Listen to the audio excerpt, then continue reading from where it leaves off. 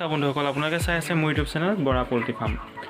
আজি এটা নতুন ভিডিঅ' লৈ আহিছোঁ আপোনালোকৰ মাজলৈ। আজি মোৰ ডে 49 49 দিন হৈছে পোল্ট্ৰিখিনিক মই কি ধৰণে মেনেজ কৰি আছোঁ সেই বিষয়ে এই ভিডিঅ'টোত সম্পূৰ্ণকৈ জনাই আছোঁ। আৰু মই এতিয়া ধান দা আহিছোঁহে, ঘৰতে পানী বোকা ধান আৰু ধান দা আহি লগালগ আপোনাৰ এই ভিডিঅ'টো বনাইছোঁ। সেয়া চাওক, মই আজি ৱেট জোখা নাই, মোৰ ৱেট মেচিনটো বেয়া হ'ল আৰু মই ফ্লিপকাৰ্টত এটা অৰ্ডাৰ দিছোঁহে ৱেট মেচিন, কেইদিনমানৰ পিছত আহি পাবহি। আৰু আজি মই প্ৰথমতে লিটাৰ ৰেকিং কৰিছোঁ। লিটাৰ ৰেকিং কৰাৰ পিছত আজি মই দানা দিছোঁ। ফাৰ্ষ্ট দানা দি লৈছোঁ বাচনখিনি ধুই। আজি মই ভিটামিন দিছোঁ চাইকোফেৰল পি, আজি মই 2 দিন নে 3 দিনমান মই দিয়া নাছিলোঁ ভিটামিন। আজি আকৌ মই ভিটামিন লগাইছোঁ, কাৰণ মোৰ চেল হোৱা টাইম আহি আছে, সেইকাৰণে মই ভিটামিনটো আকৌ দিছোঁ। আৰু চাইকোফেৰল দিয়া মাত্ৰকৈ দিয়ে থাকিব লাগিব একদম শেষ নোহোৱালৈকে, নহ'লে ৱেটটো আৰু কমি গুচি আহে।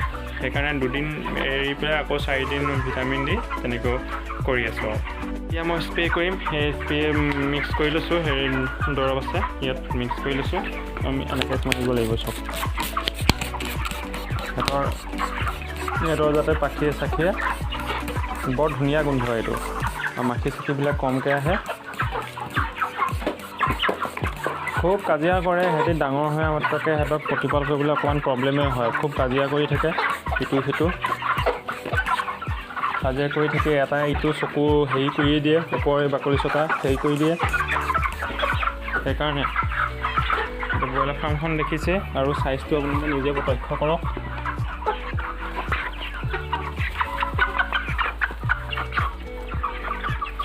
নিজে প্ৰত্যক্ষ কৰিছে।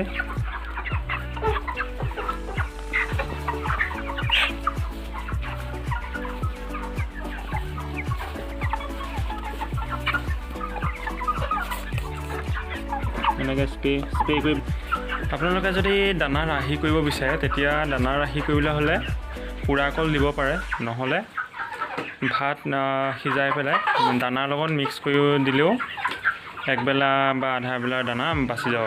কিন্তু সদায় যে ভাত দি থাকিব লাগিব সেইটো নহয়, পৰাপক্ষত দানা দিবলৈ বেছি ভাল, কাৰণ দানাখিনিত লগাল ভিটামিনো থাকে, সেইখিনি মিক্স কৰা থাকে, কেমিকেলছখিনি দিয়া থাকে।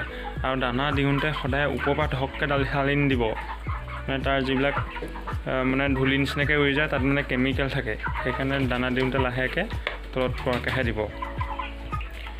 আৰু আজি ভিটামিন দিছোঁ, ভিটামিন শেষ হোৱাৰ পিছত আকৌ সন্ধিয়া 7মান বজাত পানীখিনি চেঞ্জ কৰি দিম, তেতিয়া আকৌ নৰ্মেল ৱাটাৰ দিম।